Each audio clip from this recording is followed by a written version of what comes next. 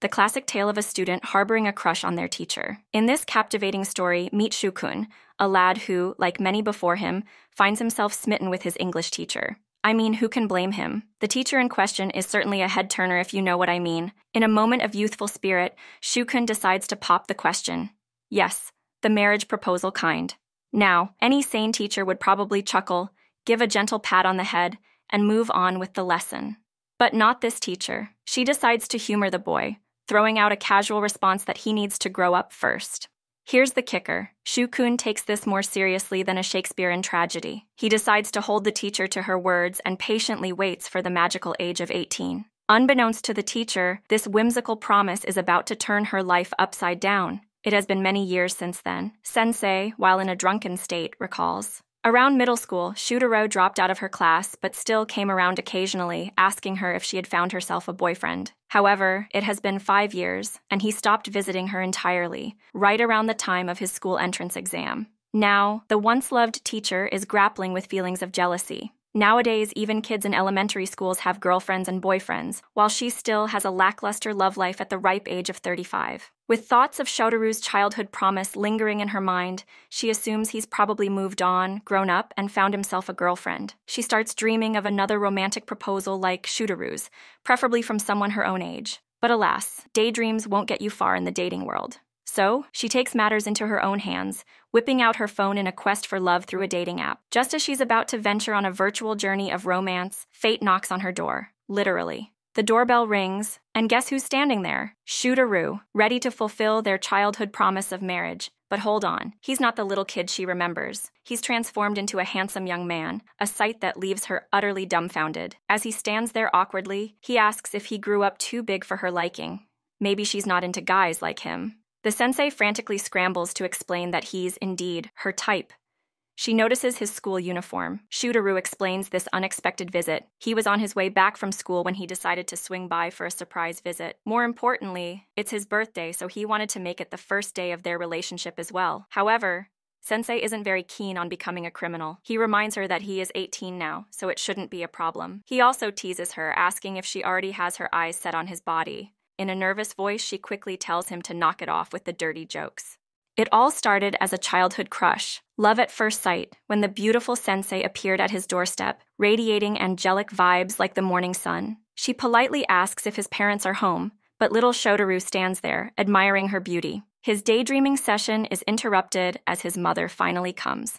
The pretty lady explains that she has just opened up a kids' English conversation school nearby, and is here to see if she is interested. Much to Shotaru's dismay, her mother rejects the offer. But Shotaru, determined to keep the flame alive, unleashed a linguistic storm, shouting English words left and right. Miraculously, it works as the sensei becomes impressed. In order to see this woman, he desperately persuades his parents until they finally give in. And thus, their lessons begin. The narrative delves into their first English lesson, focusing on the pronunciation of lemon. A seemingly innocent lesson takes a turn as the sensei moves in closer to demonstrate proper tongue positions. Little Shutaro's heart pounds with excitement. Even though he was just a greenhorn who didn't know the first thing about love, gazing at sensei's lips, her tongue, her fingertips, he couldn't help but sense the allure of it all. Even in middle school, Shutaru's infatuation with his favorite teacher persists, though his friends don't miss a chance to tease him about his unconventional crush. When his friend questions why he's left her school if he likes her so much, he replies, explaining that his parents only agreed to send him there until the 6th grade. Once again, one of his friends teases him, telling him that someone that old has got to have a boyfriend, and that there is no way that she will marry him.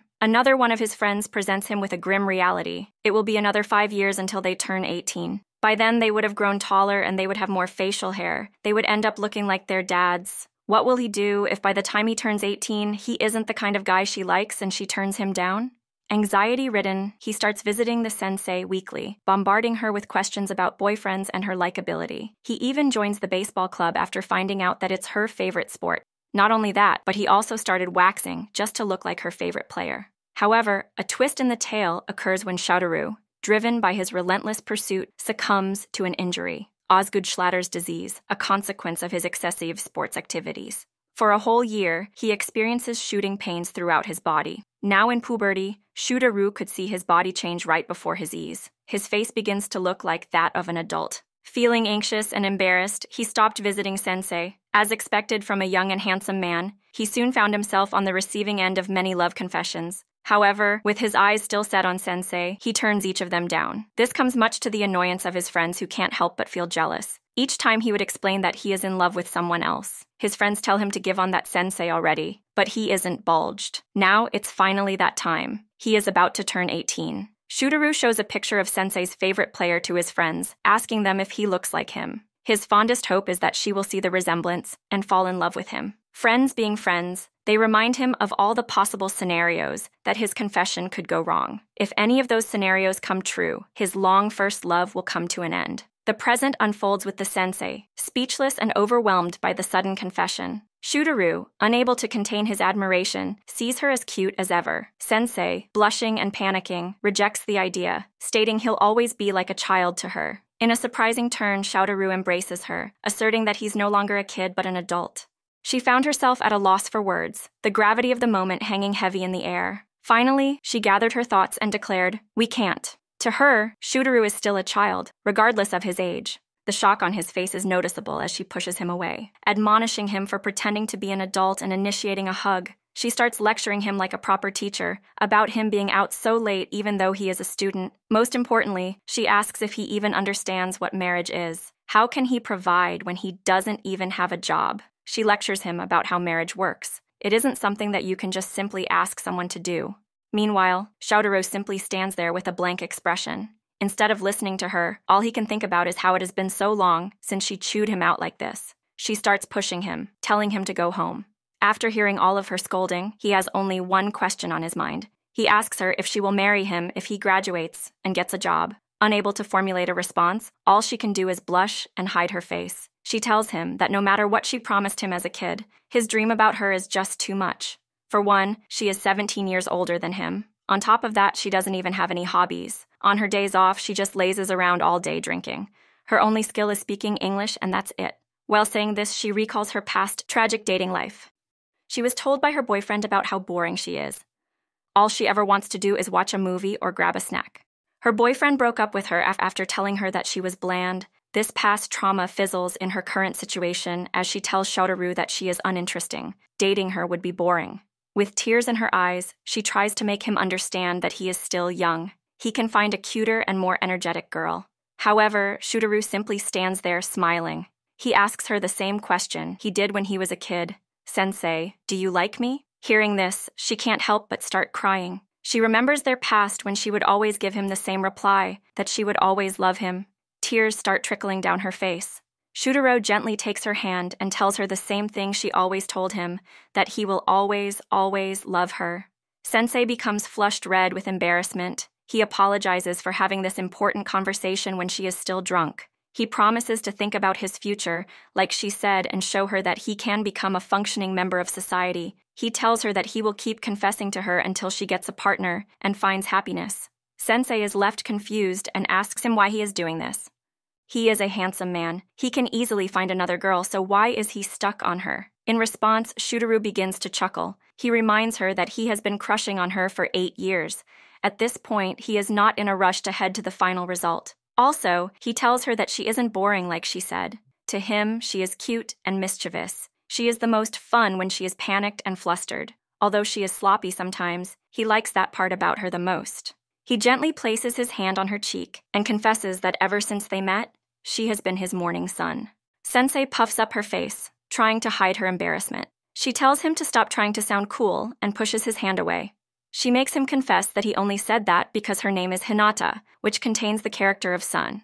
Now having calmed down, she reminds him that he doesn't know anything about her. He doesn't know the real Hinata. He only went to her class for 3 years, that too once a week. She once again tries to reason with him, telling him that she is much older than him. This means that she will grow old and wrinkly much sooner and won't be able to give him what he wants. She is about to tell him that choosing her would be foolish, but she finds herself unable to complete that sentence. After a moment of silence, Shutaru speaks up, reminding her that only he decides who he chooses.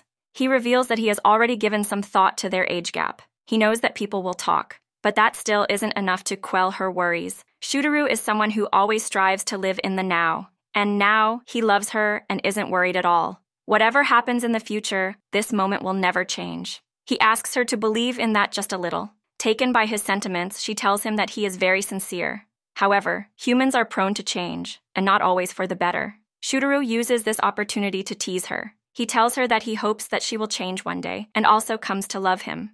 Angered by this, she starts to hit him playfully. She once again tells him to go home. However, Shooteroo is undeterred, reminding her that he will be back. Sensei is aware of this by now. Even if she tells him that he can't, she knows that he will still be back. Before leaving, he reminds her that today he turned 18, which means that they can legally get married. However, Sensei quickly answers back, letting him know that that would require both partners to be willing. But this is just another obstacle for Shooteroo to overcome. He becomes determined to work hard until she sees him as a man and not just her student. With a promise to come back, he begins to leave. He tells her one last thing. Since he is 18, that means that they can do anything. She is left completely embarrassed and at a loss for words. As soon as he leaves, she quickly makes her way back to her apartment. After taking a deep breath, she starts screaming out of humiliation. She can't believe that she cried in front of a kid 17 years younger than her. She starts letting out all her frustration about Shooteroo.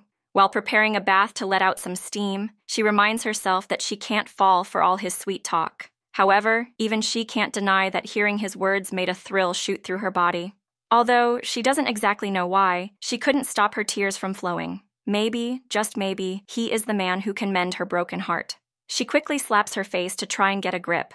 With a reminder to herself that there is no way she can marry or even date a guy 17 years younger than her, she makes her way to the bathroom to finally take that bath. Suddenly, it finally dawns upon her, the true meaning of what he meant when he said anything. Meanwhile, Shooteroo is on his way back. While walking, he gets a text from the girl who confessed to him the other day. She apologizes for springing that on him out of nowhere. He reminds her that it's okay since they are still friends. She thanks him and asks if she can call. This suddenly makes him realize that he never got Sensei's number. Here I am, know it's been a while. I was in denial about my love. Here I stand, I know I walked away.